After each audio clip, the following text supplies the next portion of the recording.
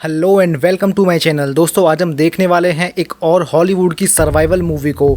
Movie के opening scene में हमें एक लड़का दिखाया जाता है जिसका नाम गौरेंग होता है। जब वो अपनी आंखें खोलता है तो उसे एक बूढ़ा आदमी दिखाई देता है। वो एक जेल में होता है। वो जेल नॉर्मल जेल से काफ़ी अलग होती है। बेसिकली वो वर्टिकल फॉर्म में होती है जिसमें बहुत सारे फ्लोर्स होते हैं और हर फ्लोर यानी हर मंजिल पर 2 कैदियों को रखा जाता है, जिसमें से गौरेंग 48वीं मंजिल पर होता है। 1 महीने बाद हर कैदी को किसी अलग मंजिल पर शिफ्ट कर दिया जाता है। गौरेंग वहाँ से नीचे देखता है तो उसे बहुत सारी मंजिलें दिखाई देती हैं। वो उस बूढ़े आदमी से पूछता है कि यहाँ पर टोटल कितनी मंजिलें हैं, तो वो कहता है कि इस बात का जवाब किसी के पास नहीं है, लेकिन हाँ वो पिछले महीने 132 मंजिल पर था। सबसे ऊपर पहली मंजिल, उसके नीचे दूसरी और उसके नीचे तीसरी, और ऐसे ही पता नहीं नीचे तक कितनी मंजिलें हैं। वो बूढ़ा आदमी कहता है कि तुम्हारी किस्मत अच्छी है जो तुम 48वीं मंजिल पर हो। यहाँ के हालात काफी ठीक है और जितना नीचे जाओगे हालात और भी बदतर होते जाएंगे। तभी वहाँ पर ग्रीन लाइट ऑन हो जाती है। वो बूढ़ा आदमी नीचे जमीन पर बैठ जाता है। ऊपर की तरफ से एक प्लेटफॉर्म आता है जिस पर खाना बुरी तरह से फैला होता है। वो आदमी जल्दी जल्दी खाना खाने लगता है क्योंकि वो प्लेटफॉर्म कुछ देर बाद ही नीचे चला जाएगा।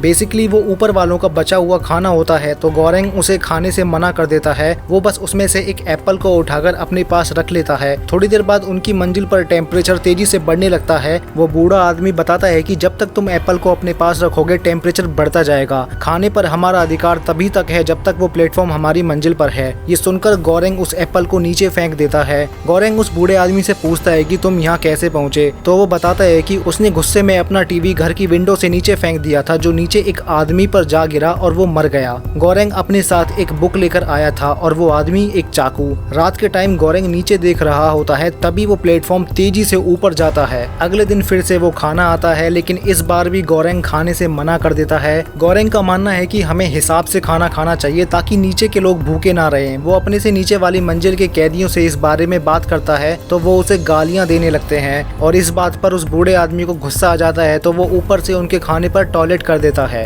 अगले दिन फिर से खाना आता है। 2 दिन भूखा रहने के बाद फाइनली गौरेंग अब खाना खाने लगता है। एक दिन ऊपर से एक कैदी नीचे गिरता है। ये देखकर गौरेंग काफी हैरान हो जाता है, लेकिन उस बूढ़े आदमी को इस बात से कोई फर्क नहीं पड़ता है। अगले दिन फिर से खाने का प्लेटफॉर्म आता है, लेकिन इस बार एक लड़की भी उस पर बैठी होती है। वो आदमी बताता है कि ये अपने बच्चे को ढूंढ रही है और इसे बेचारी समझने की गलती बिल्कुल मत करना, ये अपने साथी कैदियों को मार देती है। जब वो नीचे की मंजिल पर जाती है तो वहाँ के कैदी उसे खींचकर साइड में ले जाते हैं। ये देखकर गौरेंग उन पर चिल्लाने लगता है, लेकिन थोड़ी ही देर में वो लड़की उन दोनों कैदियों को मार देती है और ये सब देखकर गौरेंग काफी हैरान हो जाता है। उसके बाद समय गुजर जाता है। गौरेंग और उस बूढ़े आदमी के बीच दोस्ती हो जाती है। वो दोनों एक साथ खाना खाते हैं और खूब सारी बातें करते हैं। ऐसे ही 1 महीना बीत जाता है। अब उन्हें किसी दूसरी मंजिल पर शिफ्ट किया जाएगा। उनकी मंजिल में बेहोशी की गैस रिलीज कर दी जाती है और जब गौरेंग की आंखें खुलती हैं तो वो अपने आप को बंधा हुआ पाता है। बेसिकली उस बूढ़े आदमी ने उसे बांध दिया था क्योंकि वो 171 मंजिल पर थे और वहाँ तक खाना खत्म हो जाता है, तो कैदी एक दूसरे को मारकर खाने लगते हैं। वो आदमी गौरेंग से कहता है कि अगर तुम कोऑपरेट करोगे तो मैं तुम्हारी बॉडी के अलग अलग हिस्सों से मांस को काटूंगा, जिसमें से थोड़ा तुम्हें भी खाने को मिल जाएगा और घाव को ठीक होने का टाइम भी मिल जाएगा।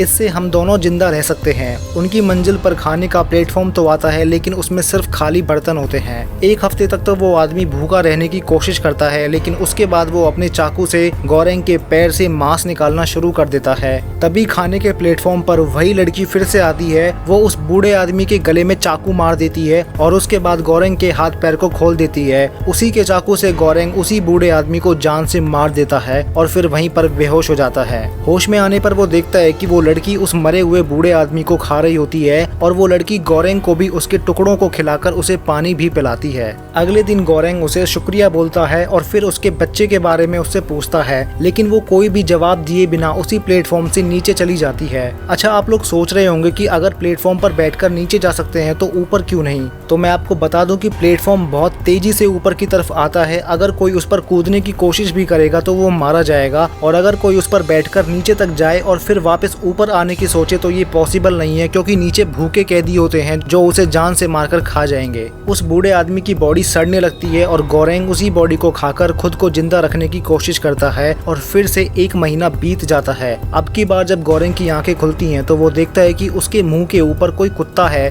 जो उसकी साथी कैदी का होता है। इस बार गोरेंग 33 मंजिल पर होता है, जो कि बहुत अच्छी बात है। उस लड़की का नाम मुगेरिया होता है। वो गोरेंग को बताती है कि यहाँ पर टोटल 200 मंजिल है, लेकिन गोरेंग कहता है कि 200 मंजिल के हिसाब से तो खाना बचता ही नहीं है। तो मुगेरिया बताती है कि खाना 200 मंजिल के हिसाब से ही होता है, लेकिन ऊपर वाले लोग लिमिट से ज्यादा खाते हैं। अगर हर कोई जरूरत के हिसाब से खाए तो खाना सबके लिए बच सकता है। थोड़ी देर बाद खाने का प्लेटफॉर्म उनकी मंजिल पर आता है। मुगेरिया एक दिन खुद खाती है और दूसरे दिन अपने कुत्ते को खिलाती है ताकि खाना बच सके। उसके बाद वो नीचे वाले कैदियों के लिए 2 प्लेट्स में खाना लगाती है और उनसे रिक्वेस्ट करती है कि प्लीज अपनी प्लेट से ही खाओ और आगे के लिए भी ऐसी 2 प्लेट लगाकर दे दो, लेकिन वो कैदी बिल्कुल भी नहीं मानते हैं। मुगेरिया रोज उनसे रिक्वेस्ट करती है, लेकिन वो उसे पूरी तरह से इग्नोर कर देते हैं। एक दिन गोरेंग को गुस्सा आता है। वो नीचे वाले कैदियों से कहता है कि अगर तुमने बात नहीं मानी तो मैं रोज तुम्हारे खाने में टॉयलेट और पॉटी कर दूंगा। ये सुनकर वो उसकी बात को मान लेते हैं। अगले दिन खाने के प्लेटफॉर्म पर वही लड़की बेहोश पड़ी होती है जिसने गोरेंग की जान बचाई थी। वो दोनों उसे उठाकर बेड पर लेटा देते हैं। प्लेटफॉर्म के नीचे जाने के बाद वहाँ का टेम्परेचर तेजी से बढ़ने लगता है। गोरेंग समझ जाता है कि जरूर उस कुत्ते ने खाने का कुछ सामान रख लिया होगा। वो उस कुत्ते से उस टुकड़े को लेकर नीचे फेंक देता है। रात को गोरेंग जमीन पर ही सो रहा होता है। अचानक से मुगेरिया और उस लड़की में झगड़ा शुरू हो जाता है, क्योंकि उस लड़की ने मुगेरिया के कुत्ते को मारकर खा लिया था। उसके अगले दिन वो लड़की फिर से नीचे चली जाती है। नेक्स्ट सीन में दिखाया जाता है कि कैसे उस पूरे खाने को एकदम अच्छे तरीके से बनाया जाता है। उसके बाद उसे 0 यानी कि स्टार्टिंग की मंजिल से नीचे पहुंचाया जाता है और वो कैदी जानवरों की तरह उस खाने को खाते हैं। अगले दिन उस मंजिल पर उन दोनों का आखिरी दिन होता है, क्योंकि उनका 1 महीना कंप्लीट हो चुका है। और इस बार जब उसकी आंखें खुलती हैं तो वो 202 मंजिल पर होता है। ये देखकर वो काफी हैरान हो जाता है, क्योंकि मुगेरिया ने उसे बताया था कि यहाँ पर लास्ट 200 मंजिल है, लेकिन वो 202 पर था। और जब वो वहाँ से नीचे देखता है तो उसे और भी बहुत सारी मंजिलें दिखाई देती हैं। वहाँ पर सरवाइव कर पाना ऑलमोस्ट इम्पॉसिबल था, इसलिए मुगेरिया सुसाइड कर लेती है। अब गोरेंग को 1 महीना कैसे भी जिंदा रहना पड़ेगा। शुरू में तो वो खुद को कंट्रोल करने की कोशिश करता है, लेकिन उसकी भूख उसे पागल करने लगती है। लास्ट में वो मुगेरिया को काटकर उसके ऑर्गन्स को खाने लगता है और 1 महीने तक सरवाइव कर जाता है। अगली बार जब उसकी आंखें खुलती हैं तो वो 6th फ्लोर पर होता है। ये देखकर वो काफी रिलैक्स हो जाता है, लेकिन उसके साथ वाले कैदी को वहाँ से निकलने की पड़ी है। उसके पास एक रस्सी होती है। वो ऊपर वाले यानी कि 5वीं मंजिल के कैदियों से रिक्वेस्ट करता है कि वो उस रस्सी को पकड़कर उसकी यहाँ से निकलने में मदद करे। वो मान जाते हैं और जैसे ही वो ऊपर पहुँचने वाला होता है, उनमें से एक कैदी उसके मुंह पर पॉटी कर देता है, जिसके बाद वो वापस नीचे कूद जाता है। वो नीचे गिरने ही वाला था, लेकिन गोरेंग उसे बचा लेता है। थोड़ी देर बाद खाने का प्लेटफॉर्म आता है। इस बार वहाँ काफी अच्छा और खूब सारा खाना होता है। वो आराम से खाना खाता है, लेकिन नीचे वाले कैदी जानवरों की तरह उस खाने पर टूट पड़ते हैं। ये देखकर गोरेंग उस दूसरे कैदी से बात करता है कि हमें मिलकर काम करना होगा। गोरेंग कहता है कि हम हथियार बनाएंगे और उस प्लेटफॉर्म पर चढ़कर सबको जरूरत के हिसाब से खाना देंगे, जिससे खाना आखिर तक पहुंच सके। सबसे पहले वो एक स्लीपिंग बेड को तोड़कर उसमें से लोहे के एंगल्स को निकाल लेते हैं और फिर प्लेटफॉर्म पर चढ़ जाते हैं। थोड़ी देर बाद गोरेंग डिसाइड करता है कि वो 50 मंजिल तक किसी को भी खाना नहीं देंगे। उन्हें एक दिन भूखा रहना होगा। जब लोग जबरदस्ती खाना छीनने की कोशिश करते हैं तो वो लोग उन्हें मारकर पीछे हटा देते हैं। नीचे की मंजिल पर उन्हें एक समझदार आदमी मिलता है। वो उनसे कहता है कि तुम पहले लोगों से बात करके उन्हें समझाने की कोशिश करो, अगर वो ना माने तब उन्हें डराओ। और सबसे इम्पोर्टेंट बात यह है कि जेल की एडमिनिस्ट्रेशन के लिए एक मैसेज भेजो जिससे उन्हें सबक मिले, क्योंकि इस सब के पीछे उन्हीं का हाथ है। वो आदमी उन्हें सलाह देता है कि एक प्लेट में सबसे डिलीशियस खाने को जैसे के तैसा वापस ऊपर भेज दो। ये देखकर एडमिनिस्ट्रेशन को धक्का लगेगा, तो वो दोनों एक बहुत ही स्पेशल केक को प्लेट में संभाल कर रख देते हैं। 50 मंजिल तक वो लोगों को अपनी बात समझाने की कोशिश करते हैं और जो बात नहीं मानता है उनके लिए दूसरा तरीका यूज किया जाता है। उसके बाद वो नीचे के लोगों को जरूरत के हिसाब से खाना देते हैं और जिन मंजिल पर कैदी मरे होते हैं वहाँ प्लेटफॉर्म रुकता ही नहीं है। काफी नीचे जाने के बाद वो देखते हैं कि 2 कैदी उस लड़की को मारकर खा रहे होते हैं। गोरेंग जल्दी से उसे बचाने की कोशिश करता है, लेकिन उसका एक साथी गोरेंग के साथी के पेट में तलवार मार देता है। उन चारों में काफी देर तक वहाँ लड़ाई होती है, लेकिन आखिर में गोरेंग और उसका साथी उन दोनों को मार देते हैं। उसके बाद वो जल्दी से प्लेटफॉर्म पर चढ़कर नीचे जाने लगते हैं। जैसे जैसे वो नीचे जा रहे होते हैं, हालात और भी खराब हो जाते हैं। लोग एक दूसरे को मारकर खा रहे हैं। कोई कितना भी कम खाना क्यों ना खा ले, लेकिन नीचे तक खाना बच ही नहीं सकता है।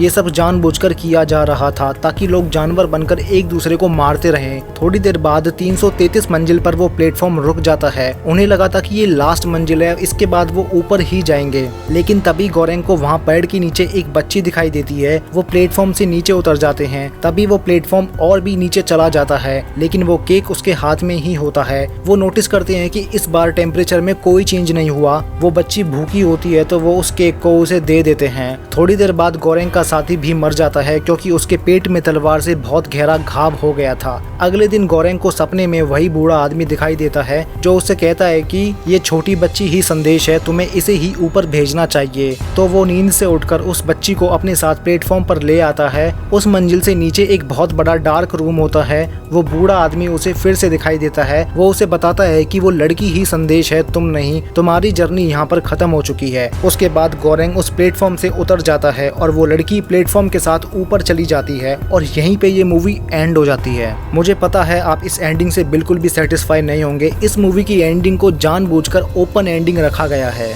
मतलब ये कि ऑडियंस को अपने हिसाब से एंडिंग डिसाइड करनी होगी। देखो, मेरे हिसाब से ऐसा हो सकता है कि नंबर 333 पर एक्चुअल में कोई बच्ची एग्जिस्ट नहीं करती होगी। ये बस गोरेंग का हेलुसिनेशन हो सकता है। उस प्लेटफॉर्म से वो बच्ची नहीं बल्कि वो केक ही ऊपर गया होगा, क्योंकि मूवी के बीच में एक सीन आता है जिसमें एडमिनिस्ट्रेशन के मास्टर शेफ को लगता है कि उस केक में बाल था, इसलिए किसी ने भी उसे नहीं खाया। दूसरा ये भी हो सकता है कि सच में वहाँ कोई बच्ची हो, क्योंकि उसकी माँ हर महीने नीचे जाती है। हो सकता है कि वो उसके लिए वहाँ पर खाना स्टोर कर रही हो, क्योंकि नंबर 333 पर कोई भी रूल फॉलो नहीं होता है। क्योंकि जब गोरेंग का साथी अपने साथ केक लेकर वहाँ उतरा था तो टेम्परेचर में कोई चेंज नहीं हुआ था। इसके अलावा मूवी ये शो करती है कि हालात बदलने पर इंसान को जानवर बनने में बिल्कुल भी टाइम नहीं लगता है। वेल गाइज, अगर आपको ये वीडियो अच्छी लगी हो तो इसे लाइक कर देना। ऐसी और मूवी एक्सप्लेनेशन के लिए वेगांतिस को सब्सक्राइब भी कर लेना।